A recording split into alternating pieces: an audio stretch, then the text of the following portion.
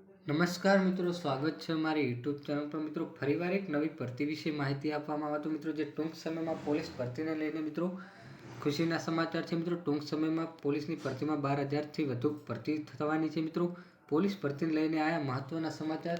મિત્રો જો પૂરી માહિતી આગળ વિડીયોમાં, એના પહેલાં મિત્રો અમારી ચેનલ પર નવા હો તો ચેનલને સબસ્ક્રાઈબ કરી દેવી, કારણ કે આવનારી સરકારી ભરતી, સરકારી યોજના કે સરકારી ભરતીની માહિતીની અપડેટ સૌપ્રથમ તમારા મોબાઈલના નોટિફિકેશન પર જણાવવામાં આવશે। તો મિત્રો જોઈ લઈએ પોલીસ ભરતી વિશે શું ખુશીના સમાચાર છે। મિત્રો સંપૂર્ણ વિગતવાર માહિતી જોઈએ